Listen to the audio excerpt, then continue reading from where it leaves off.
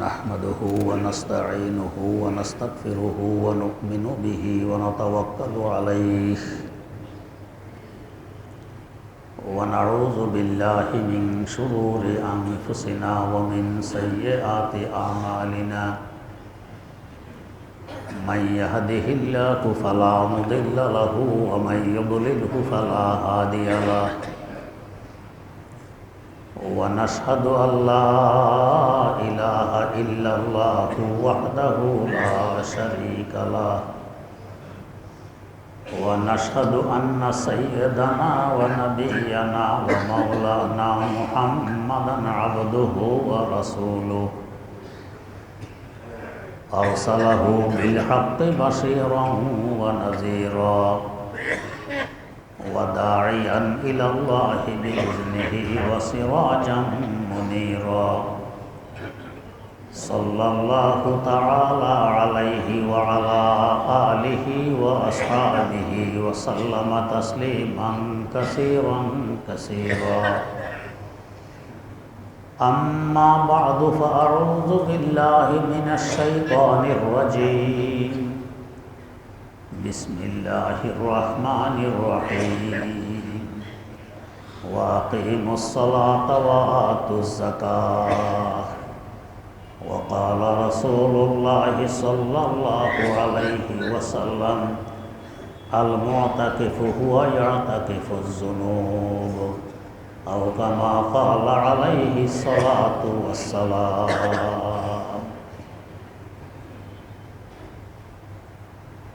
আলহামদুলিল্লাহ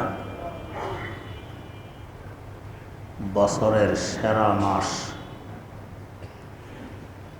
সবচেয়ে ফজিলতপূর্ণ মাস রমজানুল মুবারক পর্যন্ত আল্লাহ রাব্বুল আলামিন আমাদের হায়াতকে বাড়িয়ে দিয়েছেন আলহামদুলিল্লাহ। রমজানুল মুবারকের বিশেষ আমল রোজা রাখার পাশাপাশি সাধারণত মুসলমানরা যাকাতও আদায় করে থাকে। যেখানে আল্লাহ রাব্বুল আলামিন নামাজের কথা বলেছেন প্রায় সেখানে যাকাতের কথাও বলেছেন। ইবাদত সাধারণত তিন প্রকারের হয়ে থাকে: দৈহিক ইবাদত, আর্থিক ইবাদত, দৈহিক ও আর্থিক সমন্বয় ইবাদত। দৈহিক ইবাদত যেমন নামাজ, আর্থিক ইবাদত যাকাত। দৈহিক শ্রম দিতে হয়, অর্থ দিতে হয় এমন ইবাদত যেমন হজ। তো নামাজের পাশাপাশি আল্লাহ রাব্বুল আলামিন যাকাত আদায় করার আদেশ আমাদেরকে দিয়েছেন বারবার। এই সম্পর্কে সকল মাসালা মাসাইল সামনে আনা তো অল্প সময়ে সম্ভব নয়, মনেও থাকবে না। মৌলিক কয়েকটি কথা বলছি। 1 নম্বর, যাকাত ফরজ হয় কার উপর? যাকাত ফরজ হয় এমন ব্যক্তির উপর যার নিত্য প্রয়োজনীয় খরচাদি বাদ দিয়ে উদ্বৃত্ত এমন সম্পদ, যে সম্পদ বর্ধনশীল,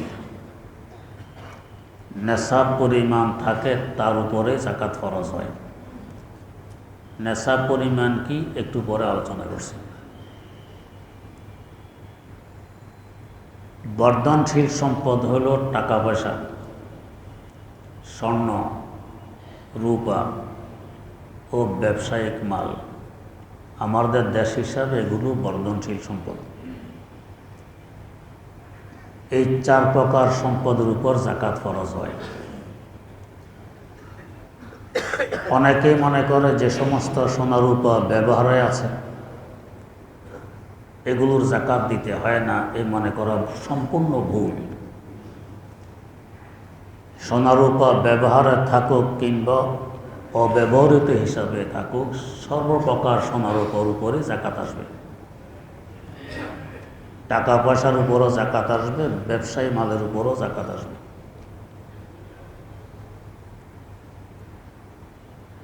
যে সমস্ত মাল বর্ধনশীল নয়, যেমন হীরা অনেক দামি,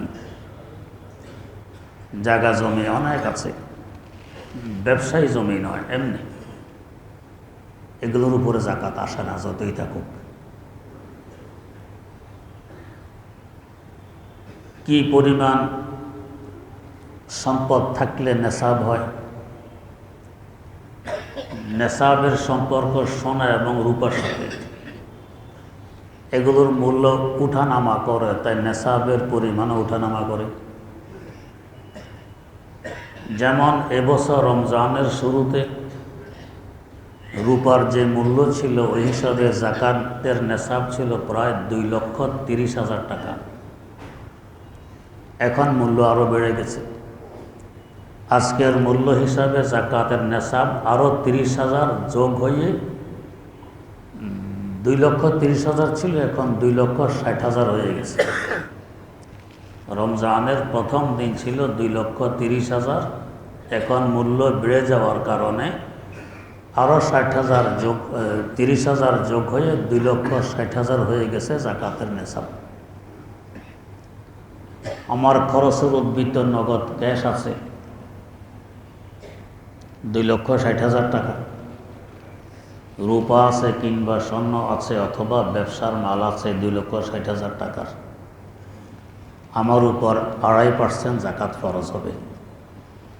অথবা 4 প্রকার মাল আছে আমার কাছে অল্প অল্প, সবগুলোকে যোগ করলে 2,60,000 টাকা হয়ে যায়, তাহলে আমার উপর জাকাত ফরজ হবে। এটা হলো জাকাতের নেশাব। স্বামীর উপর স্বামীর নেশাব, স্ত্রীর উপর স্ত্রীর নেশাব। অনেকে মনে করে স্বামী ঋণী, স্ত্রীর অলঙ্কার আছে। কারণ আমরা তো ঋণী, আমরা মানে স্বামী আছে স্ত্রী আছে, এখানে আমরা চলবে না। ঋণী স্বামী স্ত্রী নয়। স্ত্রীর অলঙ্কারের জাকাত স্ত্রীর উপর ফরজ, স্বামীর মালের জাকাত স্বামীর উপরে ফরজ। হ্যাঁ, স্ত্রীর জাকাত যদি স্বামী নিজে দিয়ে দেয় স্ত্রীর অনুমতি সাপেক্ষে, তো জাকাত আদায় হবে, স্বামী মোস্তাহাব সওয়াবেরও ভাগীদার হবে। আর যদি স্ত্রী অনুমতি দেয়নি, বলেও নি আমার জাকাত দিয়ে দিবেন, এমনি স্বামী স্ত্রীর পক্ষ থেকে জাকাত আদায় করে দিয়েছে, এতে জাকাত আদায় হবে না। আদায় হতে হলে স্ত্রীর অনুমতি লাগবে, তবে জাকাত আদায় হবে। 3 নম্বর, জাকাত দিব কাকে? নিত্য প্রয়োজনীয় খরচাদি বাদ দিয়ে উদ্বৃত্ত নেশাব পরিমাণ সম্পদ যার কাছে নেই তাকে জাকাত দেয়া যাবে। জাকাত ফরজ হওয়ার জন্য তো শর্ত ছিল বর্ধনশীল সম্পদ হওয়ার, নগদ ক্যাশ, সোনা, রূপা কিংবা ব্যবসায়ী মাল। জাকাত খাওয়ার জন্য নেশাব পরিমাণ সম্পদ না থাকার এখানে বর্ধনশীলের শর্ত নেই। হীরা আছে, দামের টেলিভিশন আছে, অপ্রয়োজনীয় কিছু জায়গা জমি আছে, এগুলোর মূল্য 2,60,000 টাকা হয়, এটা আমার নিত্য প্রয়োজনীয় খরচের বাইরে, তাহলে এই ব্যক্তি জাকাত খেতে পারবে না, একে জাকাত দিলে জাকাত আদায় হবে না। খুব খেয়াল করে দিতে হয়। তাই সবচেয়ে সুন্দর সুযোগ, আশেপাশে কওমি মাদ্রাসা আছে, এখানে একটি লিল্লাহ ফান্ড থাকে, গরিব মিসকিন এতিম অনেক ছাত্র এখানে লেখাপড়া করে, এদের পিছনে পয়সাটা ব্যয় হয়। মাদ্রাসা কর্তৃপক্ষ খুব সতর্কতার সাথে পয়সাগুলো তাদের পিছনে ব্যয় করে থাকে। এখানে চোখ বন্ধ করে দিয়ে দিতে পারি যে আমার পয়সাটা সঠিক খাতে ব্যয় হয়েছে, এবং এর পাশাপাশি সাদাকায়ে জারিয়ার সওয়াবও পাবো। একজন গরিবকে দিয়ে দিলে খেয়ে ফেললো তো শেষ হয়ে গেছে, দেওয়ার সওয়াব তো পেয়ে গেলাম, এ পর্যন্তই শেষ। কিন্তু মাদ্রাসার কোনো ছাত্রের পিছনে ব্যয় হলে সে এই পয়সা ব্যয় করে লেখাপড়া অর্জন করলো, লেখাপড়া করলো, এরপরে আরও পড়াইলো, নেট বাড়তেই থাকবে, আমার সওয়াবও বাড়তে থাকবে কিয়ামত পর্যন্ত। সাদাকায়ে জারিয়ার সওয়াব। এর সাথে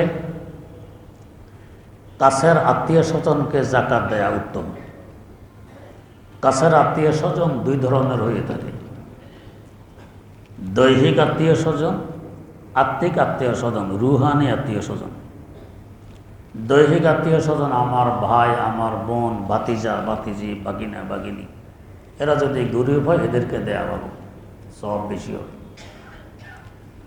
আর আমার আত্মার সম্পর্কীয় কাছের আত্মীয় এরা হলে তালেব এলেমরা। আমার দেহের সম্পর্কীয় আত্মীয় যে পরিমাণ দোয়া আমার জন্য না করবে, আত্মার সম্পর্কীয় আত্মীয় আলেম ওলামা তালেব এলেম এরা দোয়া আরও বেশি করবে। যে আল্লাহ, যাদের দুটো পয়সা খেয়ে আমি এখানে লেখাপড়া করতেছি, তুমি এদেরকে আয় রোজারে বরকত দাও, দুনিয়া আখেরাতে সুখময় জীবন দান করো, ইত্যাদিতে দোয়া এরা করতেই থাকে সবসময়। এই হিসাবে এদেরকে যদি জাকাত দিই তো আত্মীয়কে দেওয়ার যে সব সেটাও ইনশাল্লাহ পেয়ে যাব। এরা আমার আত্মার আত্মীয় কাছের। 4 নম্বর কথা, অনেকে ভাবি মাথার ঘাম পায়ে ফেলে অর্থ উপার্জন করেছি, এখন এটা এমনি দিয়ে দিব গরিব মিসকিনকে, আমার সম্পদ তো কমে যাবে। অর্থের মালিক বাস্তবে আমি নই। না হয় আমার থেকে আরও অনেক বেশি পরিশ্রম করে সে টাকা কামাইতে পারে না। আমার আরও কম পরিশ্রমে যে টাকা এসে গেছে এটা আমার আল্লাহর অবদান, আমার নয়। বাহ্যিক দৃষ্টিতে আমি যাই দেখি না কেন, অদৃশ্য একটি শক্তির পিছনে কাজ করে, ওইটা সবাই দেখে না, যাদের ওই চক্ষু আছে তারা দেখে। হযরত রাসূল আকরাম সাল্লাল্লাহু আলাইহি ওয়াসাল্লামের খেদমতে একজন সাহাবী বেশি সময় কাটাইতেন।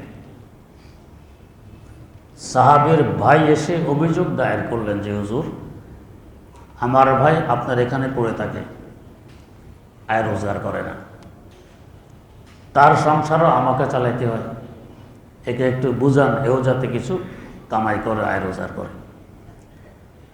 রাসূলুল্লাহ সাল্লাল্লাহু আলাইহি ওয়াসাল্লাম বললেন, তোমার আয় রোজগারের বরকত এই ভাইয়ের কারণে, এই আমার দরবার ত্যাগ করবে, ওই আয় রোজগার বন্ধ হয়ে যাবে। হযরত জুন্নুন মিসরি রাহিমাহুল্লাহ, জু মানি ওয়ালা, নুন মানি মাছ, মাছওয়ালা, মিসরি মানে মিশরের অধিবাসী। তো জুন্নুন মিসরি মিশরের অধিবাসী, মাছওয়ালা, বড় আল্লাহওয়ালা বুজুর্গ ছিলেন। জীবিকা নির্বাহের ব্যবস্থা ছিল, নদীতে গিয়ে মাছ মারতেন, বাজারে নিয়ে বিক্রি করতেন, হালাল জীবিকা নির্বাহের ব্যবস্থা। উনি তো মাছ মারতেন, মাছ রাখার জন্য যে থৈলি ব্যাগ হাতে থাকবে, এই জন্য একটা ছোট্ট মেয়ে ছিল, ওকে সাথে নিয়ে যেতেন। অল্প সময়ে অধিক মাছ পেয়ে যেতেন। মনে মনে ভাবতেন, আমি যেহেতু জিকির আজকার করি, ইবাদত বন্দেগী করি, গুনাহ থেকে বাঁচার চেষ্টা করি, এর বরকতে হয়তো আল্লাহ পাক আমাকে অল্প সময়ে অধিক মাছ দিয়ে দেন।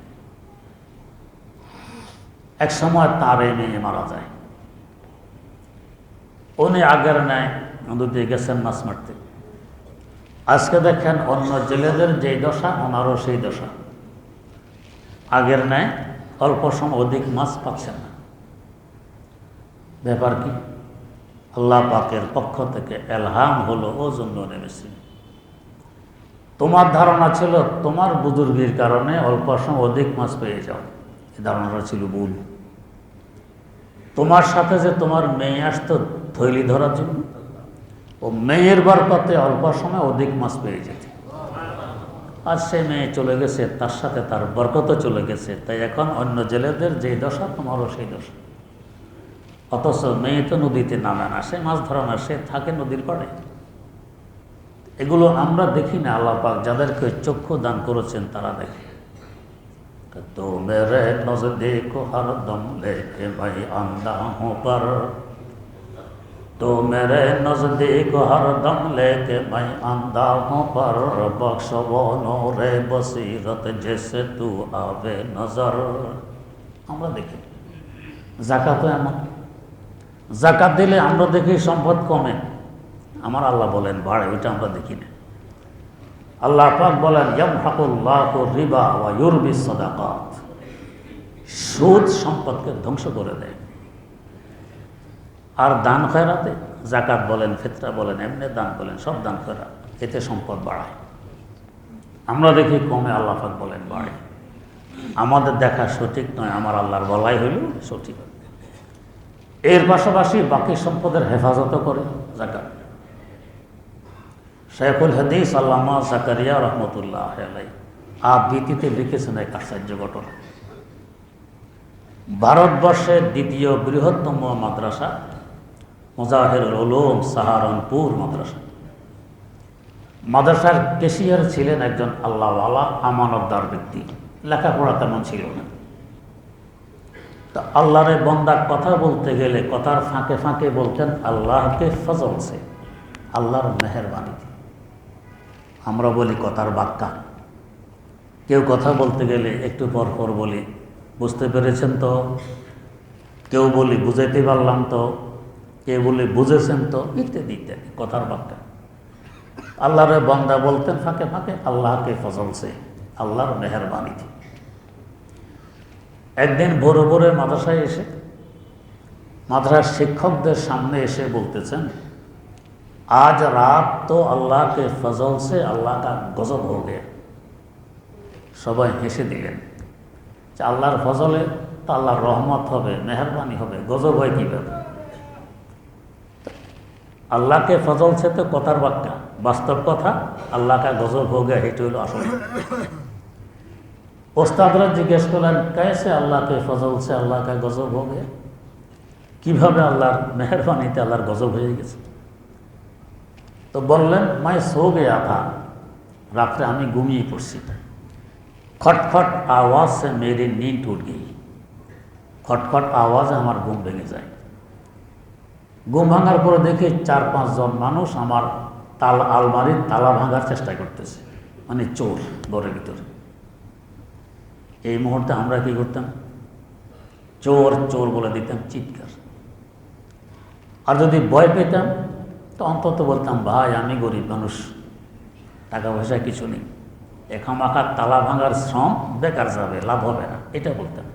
আল্লাহর বান্দায় বললেন কি, আরে ভাই इसमें तो मेरे पैसे हैं, আলমারির ভিতরে আমার টাকা আছে, মাদ্রাসাকে भी पैसे हैं, মাদ্রাসার সব টাকা এটার ভিতরে, এলাকায় के बहुत से लोगों की আমানতেं भी हैं, এলাকার অনেক লোকের আমানতের টাকা এটার ভিতরে, সব জানাই দিলেন, মানে টাকা বোঝাই আলমারি। এরপরে বললেন কি, अलबत्ता ये ताला नहीं तोड़ने का, তবে এই তালা ভাঙতে পারবে না। কেন? इसलिए कि मैं ज़कात अदा किया करता हूँ, এই জন্য যে আমি জাকাত আদায় করি। তো এটা শুনে দিয়ে আমি আবার ঘুমাই পড়ছি। চোর ঘরে রেখে ঘুমানো কেমন কথা, কেমন আস্থা আমার আল্লাহর উপরে। জাকাত আমি আদায় করি, সম্পদের হেফাজত আল্লাহ করবেন, তার ওয়াদা। তো ভোর রাত্রে উঠলাম, দেখি যে এরা এখন আর চেষ্টা অব্যাহত আছে তালা ভাঙার। আবারও সে কথা বললাম, আরে ভাই এটার ভিতরে তো আমার টাকা আছে, মাদ্রাসার টাকা আছে, এলাকার বহু লোকের আমানতের টাকাও আছে, তবে তোমাদের আব্বাকে যদি ডেকে নিয়ে আসো এ তালা ভাঙার নয়। কেন? मैं জাকাত আদা কিয়া করতা হুঁ, আমি জাকাত আদায় করি। তো এটা বলে আমি চলে গেছি মসজিদে নামাজ পড়তে। চোর ঘরে রেখে কোন সাহসে মসজিদে যান, কি আস্থা আমার আল্লাহর উপর। নামাজ কালাম পড়ে ঘরে ফিরে দেখি এরা নেই, আমার তালাও ঠিক, আলমারিও ঠিক, টাকা পয়সাও ঠিক, এরা ভাঙতে পারেনি, কিছু নিতে পারেনি। এটা জাকাতের বরকত। তো জাকাত দিলে বরকত হয়, এর পাশাপাশি আল্লাহ পাক হেফাজত করে। এই যে আমরা চুল কাটি, মাথার চুল প্রায় মাসে একবার কাটি, অন্তত 1 ইঞ্চি পরিমাণ চুল কেটে ফেলে দিই, তার মানে 12 মাসে 12 ইঞ্চি, 1 ফুট চুল কাটি বছরে। 80 বছর যদি কারো হায়াত হয়, তা আমার চুল লম্বা হয়েছে 80 ফিট, কেটে ফেলে দিই। মা বোনেরা কাটে না, এদের চুল কি 80 ফিট লম্বা হয় না, 1-1.5 ফিট 2 ফিট হয়ে বস শেষ, আর লম্বা হবে না। কেন? ওইখানে খরচ নেই, বন্ধ হয়ে গেছে। আর আমাদের খরচ আছে, কেটে ফেলে দিই, এ বাড়তেছে, ভালো এরকম দিতে থাকবো, এটা বাড়বে, আর দিব না তো এটা বাড়বে না, আরও কমবে। এর পাশাপাশি জাকাতে যে মাল আমার কাছে আছে এটাকে পবিত্র করে দিই। অপরিষ্কার খাবার যদি খেয়ে নিই, উপকার হবে না ক্ষতি হবে? ক্ষতি হবে, পেট নষ্ট হবে, পেটে ব্যথা হবে, স্বাস্থ্য নষ্ট হবে। পরিষ্কার পরিচ্ছন্ন খাবার খেলাম, এটা আমার দেহের জন্য হিতকর হবে। যাকাত হলো মালের ময়লা দিয়ে দিলাম, বাকি মাল পরিষ্কার, এটা আমার জন্য শান্তি বয়ে আনবে। যাকাত দিলাম না, এই অপরিষ্কার মাল সাথে নিয়ে ব্যবহার করলাম, এটা অশান্তি বয়ে নিয়ে আসবে। গ্রামগঞ্জে যাদের বাড়ি ছিল, প্রায় বাড়িতে পুকুর থাকে, পুকুর, যদি পুকুরে পানি ঢুকতেও পারে বেরও হতে পারে, এই পুকুরে পানি থাকে স্বচ্ছ পরিষ্কার।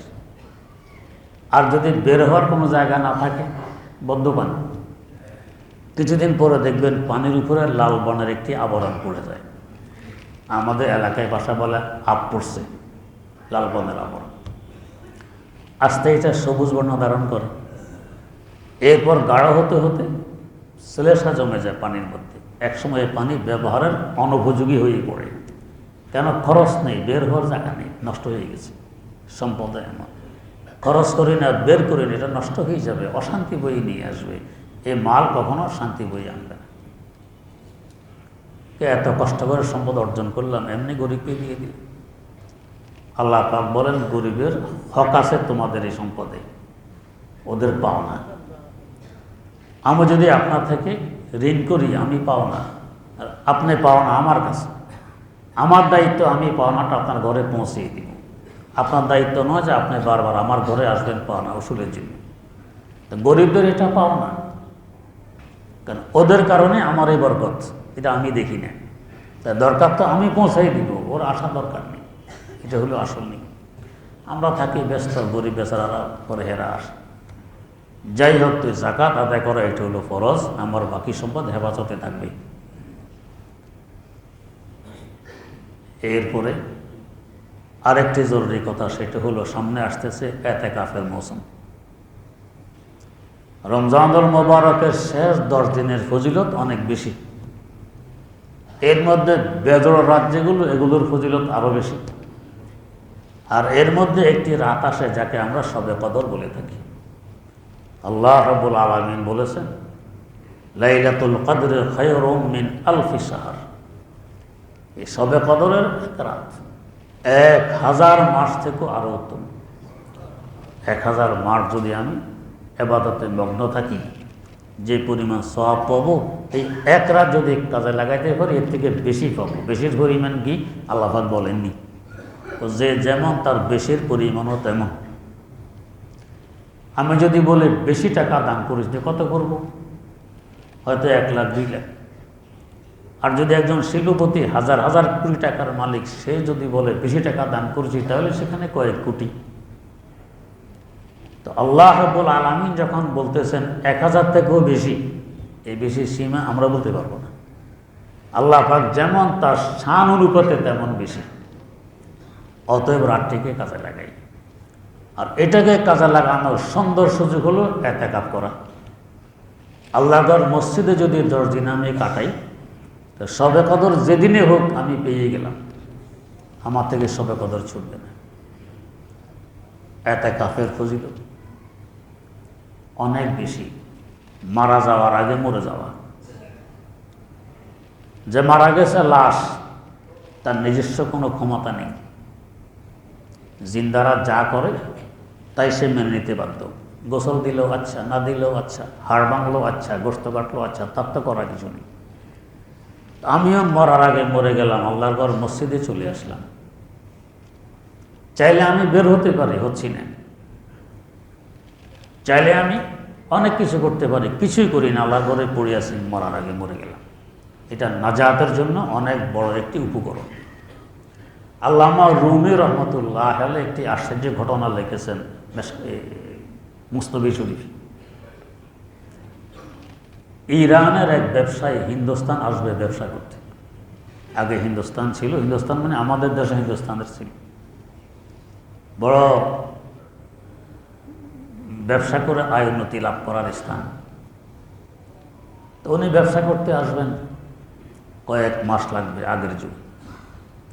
তো স্ত্রীকে জিজ্ঞেস করে, তোমার জন্য হিন্দুস্তান থেকে কি আনবো? ছেলেকে জিজ্ঞেস করে, তোমার জন্য কি আনবো? মেয়েকে জিজ্ঞেস করে, তোমার জন্য কি আনবো? যার যার চাহিদা ব্যক্ত করে। বেচারা একটা তোতা পাখি পালতো, তোতা পাখি কিছু কথা শিখালে এও কথা বলে। ঘরের দুয়ারের পাশে তোতা পাখির খাঁচা। বের হওয়ার সময় মনে কুলারে এরও জিজ্ঞেস করি তার কি লাগবে। তোতা পাখিকে জিজ্ঞেস করতেছে, আমি হিন্দুস্তান যাচ্ছি, সেখান থেকে তোর জন্য কি আনবো? তোতা বলে, মালিক আমার জন্য আর কি আনবেন, একটু কষ্ট করা লাগবে। অমুক জায়গায় গেলে দেখবেন একটা বিশাল বৃক্ষ, বিশাল গাছ, এই গাছে দেখবেন অসংখ্য তোতা পাখি বসে আছে, তাদেরকে আমার সালাম পৌঁছাবেন আর বলবেন তোদের একটি তোতা আমার খাঁচার ভিতরে বন্দি আছে, এটা জানাই দিবেন। এরপরে এরা কি সংবাদ দেয় এটা আমাকে পৌঁছাবেন, এটি আনা লাগবে, আর কিছু আনবেন, আর কিছু আনা লাগবে। বেচারা হিন্দুস্তান গিয়ে ব্যবসা বাণিজ্য করে যার যার চাহিদা অনুযায়ী হাদিয়া তোফা সংগ্রহ করলেন। এরপর মনে পড়েছে তোতা পাখির কথা। তোতা পাখির বাতলানো জায়গায় গিয়ে দেখে ঠিকই একটা বিশাল গাছ, অনেক তোতা এখানে বসা। এদেরকে লক্ষ্য করে বলল, আমার খাঁচার ভিতরে একটি তোতা বন্দি আছে, তোমাদের কাছে সালাম বলেছে। এই কথা বলা মাত্র গাছ থেকে অসংখ্য তোতা সব দমধম করে মাটিতে পড়ে মারা গেছে, সব তোতা মরা। হায় হায় হায়, কি করলাম, তোতা সব মারা গেল। যাই হোক, করার তো কিছু নেই, বেচারা ফিরে এসেছে দেশে। যার যার চাহিদা অনুপাতে ওদের হাদিয়া তোফা উপঢৌকন বুঝিয়ে দিল। তোতার সংবাদ আর বলা না কেন, দুঃসংবাদ। তোতা তো অপেক্ষায় আছে, দেখে কি সংবাদ আনে, মালিক তো বলে। একদিন গেল, 2 দিন গেল, বলে না। একদিন তোতা নিজে জিজ্ঞেস করে বসল, গোফতে তোতা আর মে গাম বান্দা কো, আঁচে গোফতে আঁচে দিদি বাসে গো, আঁচে গোফতে আঁচে দিদি বাসে গো। মালিক সবাইকে সবার হাদিয়া তোফা বুঝিয়ে দিলেন, আমার সংবাদ আমাকে পৌঁছাইলেন না। ওরা কি সংবাদ দিয়েছে? সংবাদ তো দুঃখের সংবাদ, তাই পৌঁছাচ্ছি। কি দুঃখের সংবাদ? যখন বললাম তোমাদের না একটি তোতা আমার খাঁচার ভিতরে বন্দি, এ সব তোতা গাছ থেকে পড়ে সব তোতা মারা গেছে। এই সংবাদ কিভাবে শোনে? দুঃখের সংবাদ, এই জন্য শোনে। বাস এই সংবাদ শোনা মাত্র খাঁচার ভিতরে তোতা এটাও মারা গেছে। হায় হায় হায়, ওরা মারা গেল, এটা মারা গেল। তো এখন মরা তোতা খাঁচার ভিতরে তো রাখবে না, পুঁছবে, দুর্গন্ধ ছড়িয়ে পড়বে। তোতা নিয়ে বাইরে ফেলে দিল। এ ফেলে দেওয়া মাত্র ফাঁত করে উড়ে গিয়ে ঘরের চালে বসছে। আসলে মরার বান ধরছে, মরেনি। ঘরের চালে বসে বলতেছে, মালিক ওরা আমাকে এই বার্তা দিয়েছে, মরার আগে মরে যাও, মুক্তি পাবে। ওরাও মারা যায়নি, মরার বান ধরেছে। এই সংবাদ পাঠাইছে, মরার আগে মরে যাও, মুক্তি পাবে। আমি মরার আগে মরে গেছি, মুক্তি পেয়ে গেছি। এতদিন তোমার খাঁচার ভিতরে বন্দী ছিলাম, এখন আমি স্বাধীন, যেখানে ইচ্ছে সেখানে যাও। তোমাকেও শিক্ষা দিয়ে যায়, মরার আগে মরে যাও, তুমিও মুক্তি পাবে। আল্লাহ, তো একা হলো মরার আগে মরে যাওয়া, মুক্তি পাবে। কেমন মুক্তি? আমরা কে আছি যে আমাদের কোনো গুনাহ নেই, কোনো পাপ নেই, এমনকে বলতে পারবো? কেউ পারবো, কেউ পারবো। আমি শুনেছি শর্ষিনার প্রথম পীর হযরত মাওলানা স্যার আহমদ রহমতুল্লাহ খুব বেশি তওবা করতেন। একদিন এক ব্যক্তি জিজ্ঞাসা করে, হুজুর গুনাতে করতে দেখি না, এত তওবা? তো পস্তাকারের হাত ধরে হুজুরের খাটে নিয়ে গেছেন যেখানে ঘুমান। উপরে বেড কভার তুললেন, নিচে তোষক সরাইলেন, নিচে একটা বিছানা সরাইলেন, এরপর তক্তা। দেখো তো তক্তায় কোনো বালি ময়লা টলা আছে কিনা? অনেক বালি। কোত্থেকে আসলো? নিচে তো তক্তা, নিচ থেকে আসতে পারে না। উপরে একটা বিছানা, তার উপরে তোষক, তার উপরে বেড কভার, ঢুকলো কীভাবে? এই ধুলাবালি ময়লা গুনাহ এইভাবে ঢোকে, গুনাহ এভাবে ঢোকে, এই জন্য তওবা করতে হয়। আল্লাহ রাসূল সাল্লাল্লাহু আলাইহি ওয়াসাল্লাম তো গুনাহ করেননি, তারপরও দিনে 100 বার 70 বার তওবা করতেন। আমাদের কত করা দরকার? তো কে আছে যে আমাদের গুনাহ নেই? সকলের গুনাহ আছে, বাঁচার উপায় কি? যদি এমন একজন আসামি বাস্তবে সে অপরাধী, সপক্ষে সাক্ষী নেই, বিপক্ষে সাক্ষী আছে, হাকিম ঘুষ খায় না, বাঁচবে কীভাবে? শেষমেশ রায় হয়ে গেছে ফাঁসির, নিম্ন আদালত। আপিল করলো হাইকোর্টে, রায় বহাল। আপিল করলো সুপ্রিম কোর্টে, রায় বহাল। এখন বাঁচবে কীভাবে? অ্যাটর্নি জেনারেল একটা পরামর্শ দিলেন, কি? প্রেসিডেন্টকে গিয়ে ধরো, প্রেসিডেন্ট যদি তোমাকে ক্ষমা করে দেয় বাঁচতে পারবে, এছাড়া বাঁচার আর কোনো রাস্তা নেই, সব রাস্তা বন্ধ হয়ে গেছে। তো প্রেসিডেন্টকে পাবো কোথায়? এর সাক্ষাৎ কি সম্ভব? অ্যাটর্নি জেনারেল বুদ্ধি দিলে একটা রাস্তা আছে পাওয়ার, কি? আমাদের প্রেসিডেন্ট সাহেব নামাজি মানুষ, ফজরের নামাজও মসজিদে যায়। তুমি রাতের অন্ধকারে তার ঘরের দুয়ারে গিয়ে শুয়ে থাকবে, দুয়ার খুলে অন্ধকার অন্ধকার পা দিবে, তোমার দেহের উপরে তার পা পড়বে। এই সময় তুমি আন্দাজ করে ধরবে, পা ধরে হাউমা করে কান্নাকাটি শুরু করবে, আমার এই অবস্থা, আপনার ছাড়া আমার কোনো গতি নেই। আবেগ সহকারে চোখের পানি ছেড়ে দিয়ে কথাগুলো বললে প্রেসিডেন্টের মন নরম হবে, তখন তুমি তোমার ক্ষমার আদেশ দিতে পারবে, এছাড়া বাঁচার উপায় নেই। আমরাও তো এমন আসামি, দেহের অঙ্গ পর্যন্ত সাক্ষী দিবে বিরুদ্ধে, তো বাঁচার উপায় কি? জগতের অ্যাটর্নি জেনারেল রাসূল আকরাম সাল্লাল্লাহু আলাইহি ওয়াসাল্লাম আমাদেরকে বুদ্ধি দিয়ে দিলেন, কি? বিচারকের কুদরতে পা জড়িয়ে ধরো, বিচারকের ঘরে গিয়ে পড়ে থাকো, মসজিদ আমার আল্লাহর ঘর, এখানে পড়ে থাকো, তার কুদরতি পা জড়িয়ে ধরো, যে আল্লাহ নিঃসন্দেহে আমি গুনাহগার, আমি অপরাধী, বাঁচার কোনো উপায় নেই, আল্লাহ আমি সব কিছু ত্যাগ করে তোমার কুদরতি পা জড়িয়ে ধরে তোমার ঘরে পড়ে আছি, যে পর্যন্ত ক্ষমা না করবে আল্লাহ আমি ছাড়বো না তোমার এই কুদরতি পা। আল্লাহ রাব্বুল আলামিন রহমান রহিম, পিতামাতা যে পরিমাণ আদর স্নেহ মায়া মহব্বত সন্তানকে না করে, তার থেকে কোটি কোটি গুণ বেশি মহব্বত আমার আল্লাহ করেন। আল্লাহ দেখলেন এই বান্দা তার কাজকর্ম, পরিবার পরিজন, আত্মীয় স্বজন, সন্তান সন্ততি, ঘর দুয়ার সব কিছু ত্যাগ করে আমার ঘরে এসে পড়ে আছে, ক্ষমার উদ্দেশ্যে আমি ক্ষমা করব না, আমি তো রহমানুর রহিম। ক্ষমা পাওয়ার একটি বড় সুযোগ ইতিকাফ। আল্লাহ রাব্বুল আলামিন আমাদেরকে সঠিকভাবে যাকাত আদায় করার এবং ইতিকাফ করার তৌফিক দান করুন।